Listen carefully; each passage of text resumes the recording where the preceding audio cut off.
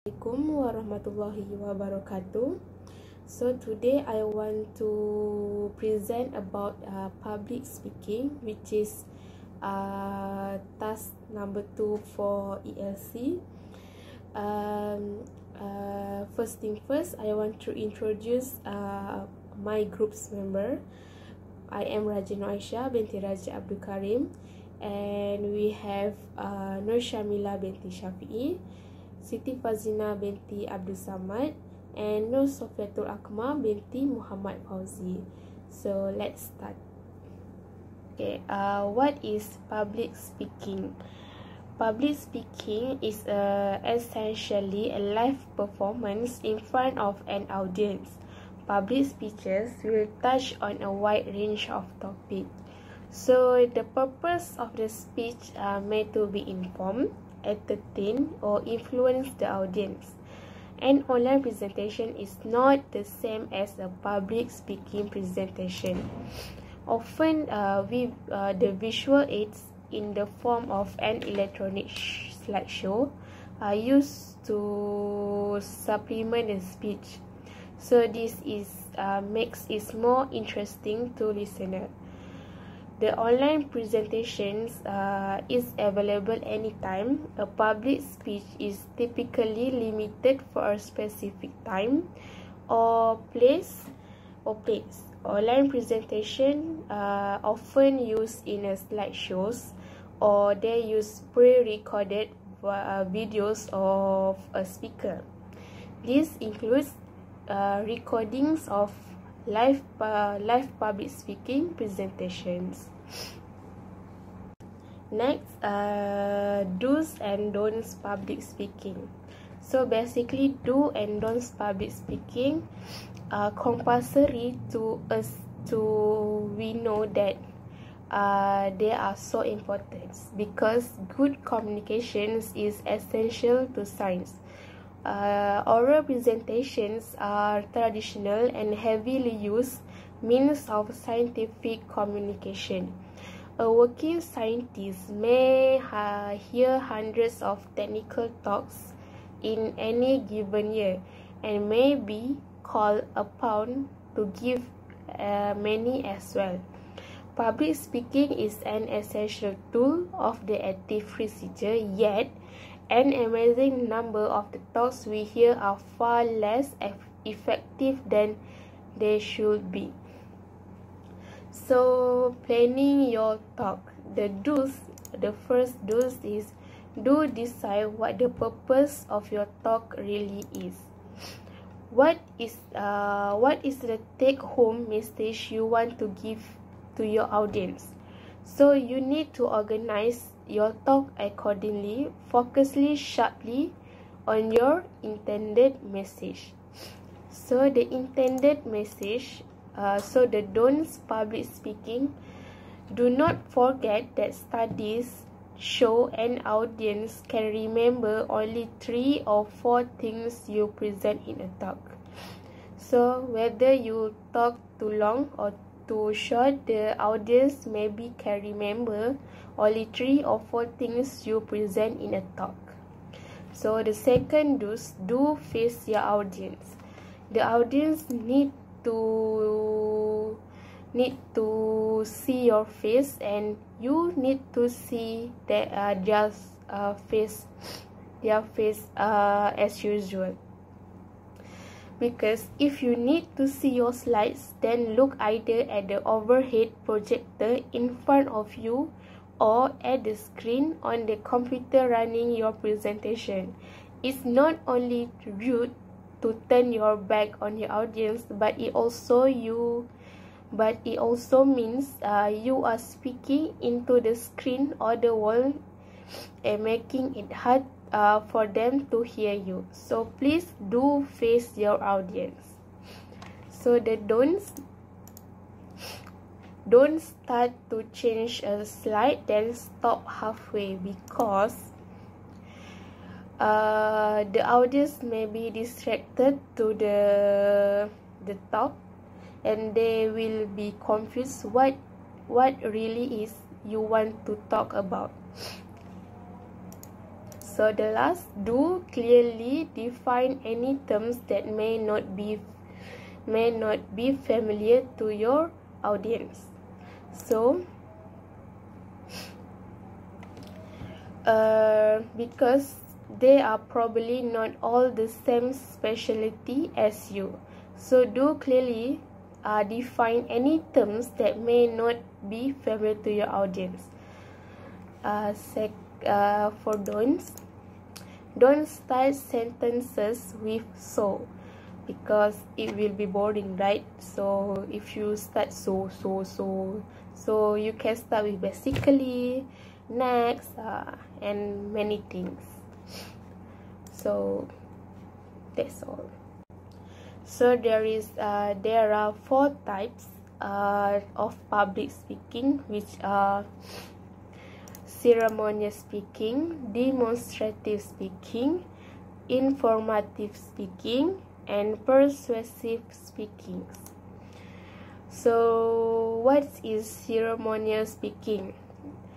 Most people will give some sort of ceremonial speech during their lifetime. These speeches mark special occasions. They are common at weddings, graduation, and funerals, as well as large birthday celebration and office holidays parties. Ceremonial speaking typically involves a toast and is personal with an intimate emotional connection to people hearing. So second is demonstrative speaking. Demonstrative speaking, basically, this type of public speaking requires being able to speak clearly and concisely, to describe actions and to perform those actions while speaking. A demonstrative speaker may explain the process behind generating power while cycling to power a toaster. For example, the idea behind demonstrative speaking is that the audience member live with the knowledge about how to do something. So the third one, informative speaking. With informative speaking, the speaker is trying simply to explain a concept to the audience member. College lecture courses involve informative speaking, as do industry conference and public officials sharing vital information. In this type of speaking, the information is what is important. The speaker is not trying to get others to agree with him or to show them how to do something for themselves. Rather, he disseminating vital information. So the last one, persuasive speaking. Persuasive speaking stands to the most glitzy.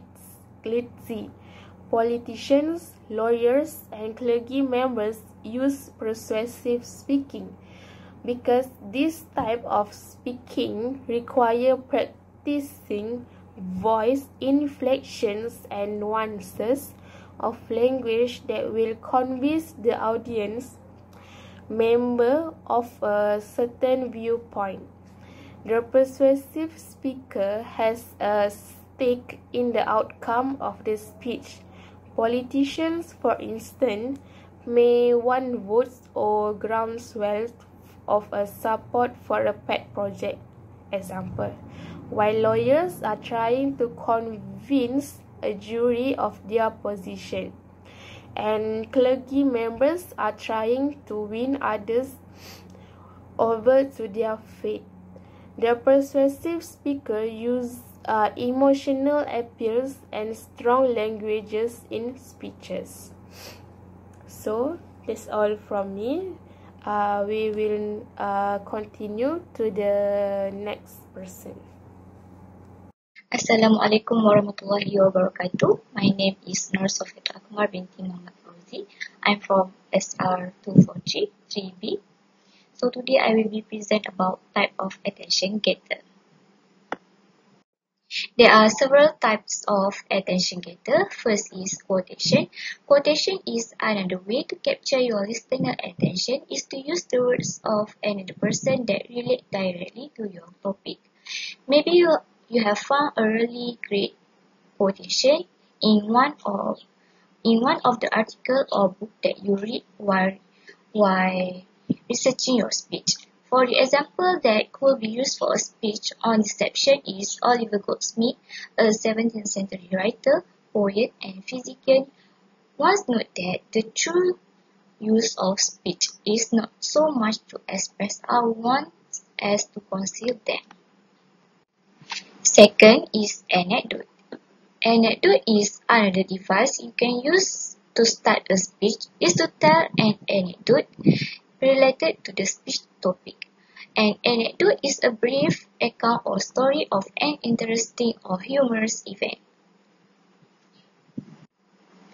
A common mistake speakers make when telling an anecdote is to make the anecdote too long. Remember, the introduction should only be 10 to 15% of your speech, so your attention getter must be very short. There are two types of anecdote. First is your story that emphasizes a speech basic message. Second is parable or fable.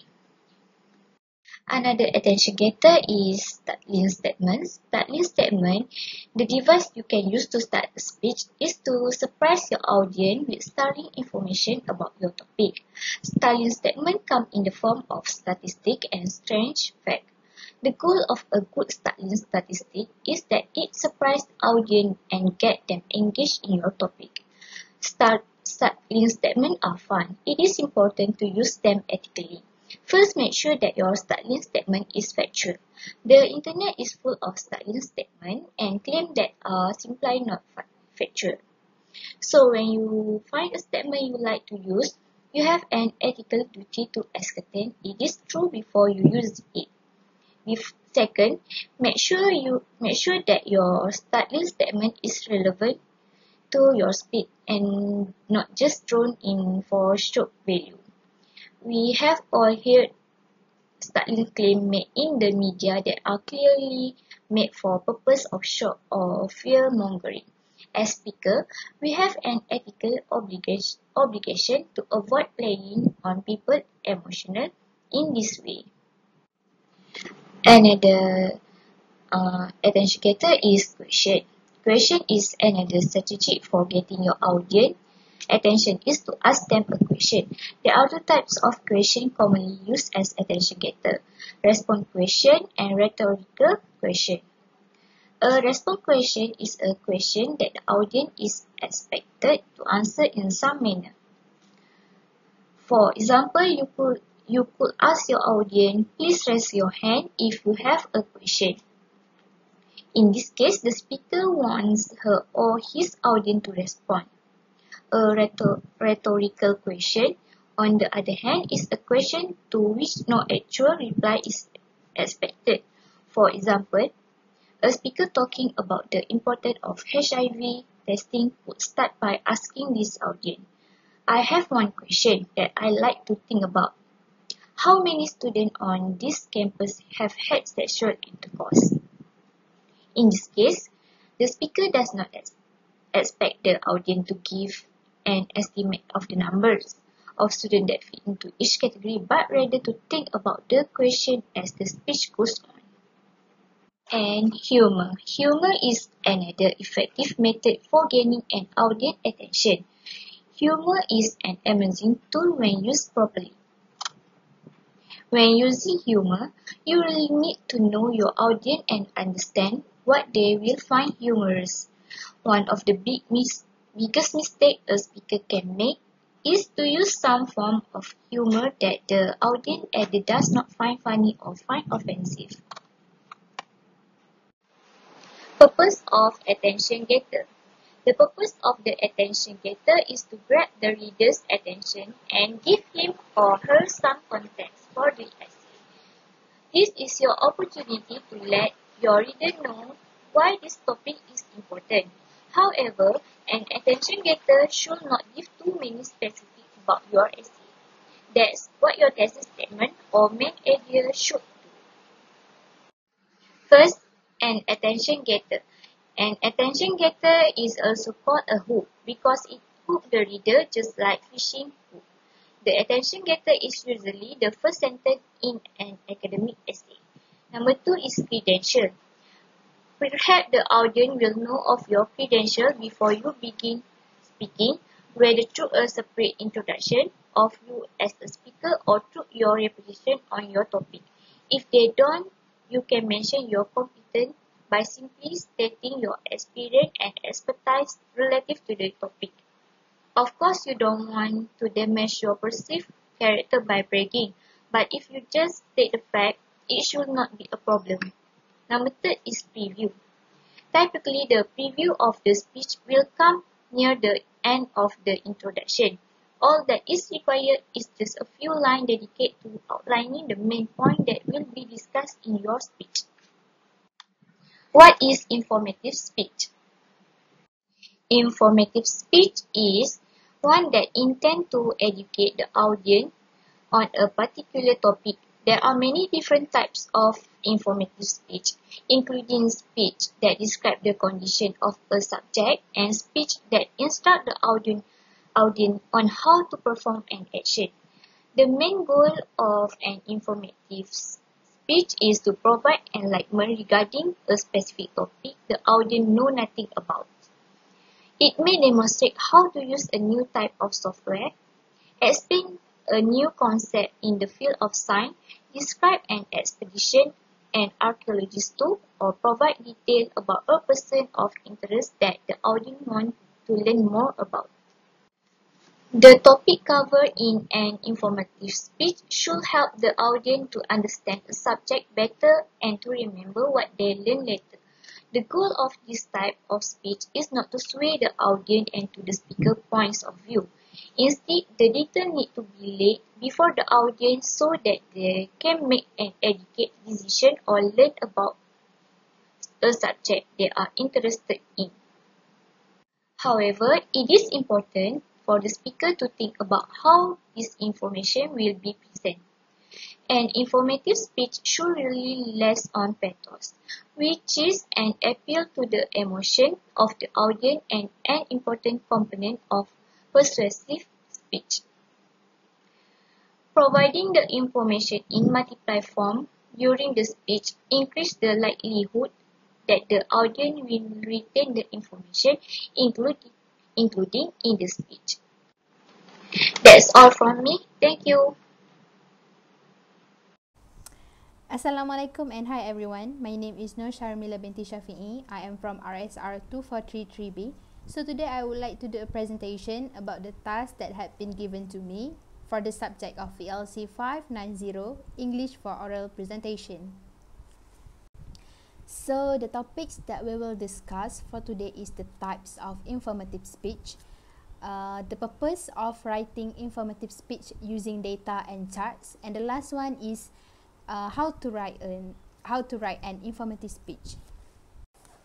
So as you can see from the slide, there are 4 types of informative speech, which are speech about objects, speech about concepts, speech about processes, and also speech about events. So we will go through one by one. Okay, so for the first one is the speech about object. Speech about objects are the things that are tangible or can be recognized through your sight, hearing, taste, and touch. And the second one is the speech about concepts. Speech about concepts are the ideas of philosophies, hypotheses, and also arguments. And the third one is the speech about processes, a process of how something is done, how something is made, and also how the thing works. And the last one is the speech about events, events that are happening or occurrences, both past and present.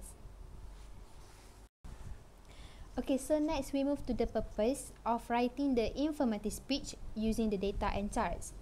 The purpose of writing the informative speech using the data and charts is to help the audience to understand the content and also to help them remember what they had learned. Besides, it can add realism to your presentation. It can increase your credibility, and also it can make your presentation memorable. So we will discuss about these 3 points. Okay, the first one is add realism to your presentation.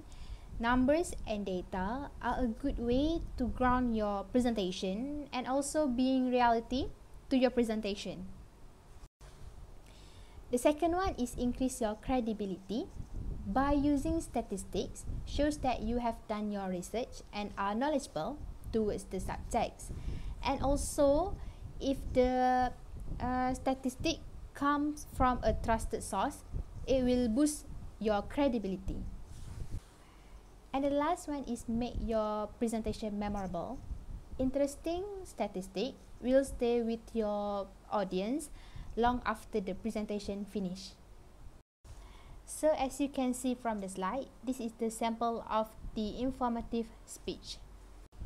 So for the last topic is how to write an informative speech. There are 5 steps to write an informative speech. The first one is you need to choose a precise topic. Second, you need to draft an effective thesis statement. The third one is you need to consider your crowd. The fourth is you need to start your outline. And the last one is end with a call to action. So my part has come to an end. Thank you and goodbye everyone. Assalamualaikum warahmatullahi wabarakatuh. My name is Siti Fazlina binti Abdul Samad and I'm from SR243GC. Okay, first we go through to chronological patterns. Chronological patterns places the main idea in the time order which appear whether backward or forwards.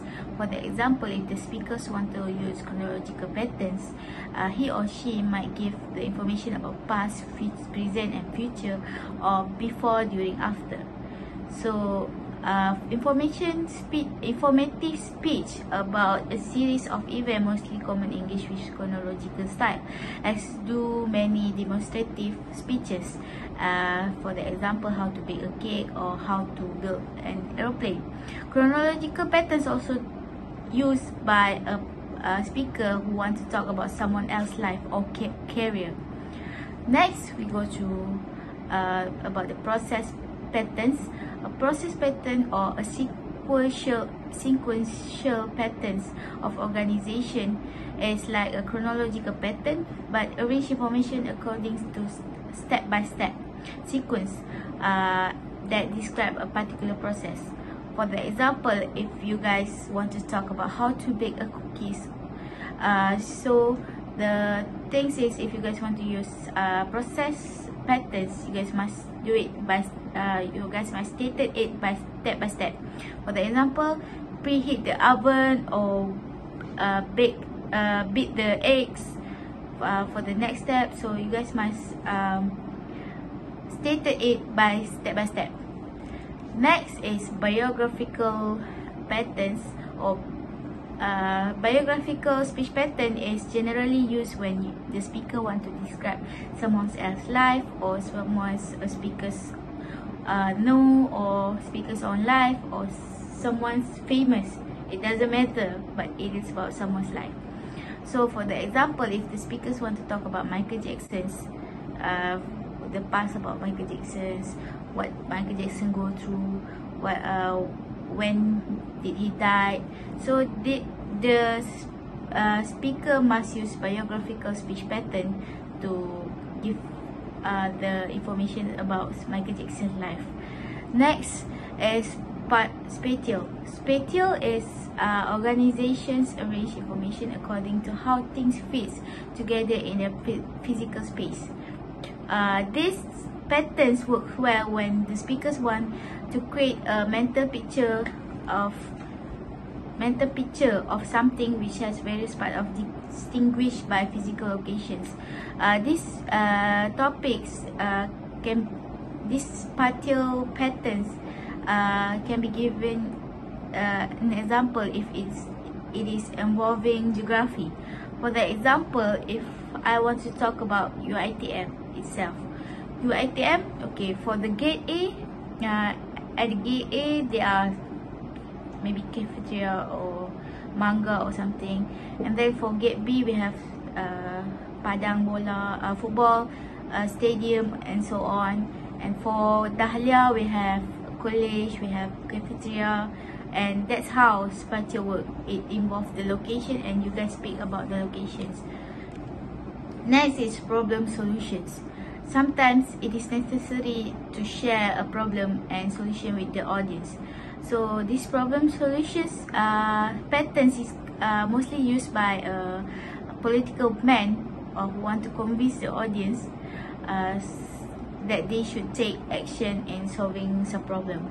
So mostly it's used by a political man. If you guys know, a political man will stated a problem in the cities, and then they will say, okay, I will solve this problem if you guys vote for me. So that's how election works. So probably the political man use this problem solution patterns. Next is topical. A topical patterns arrange information according to different subtopics within a larger topics, which is the speakers want to talk about a big topic, and then he or she differentiate it in a small topics. So for the example, if the speaker want to talk about wine, she or he can differentiate it by a color of wine or the type of wine by the region. So he or she still talk about wine, but it is different subtopic of the larger topic, which is wine. So next is cause and effect. A causal speech inform an audience about the causes and the effects that already happened. So if we go straight to the examples, I will give you guys the examples is about a COVID-19.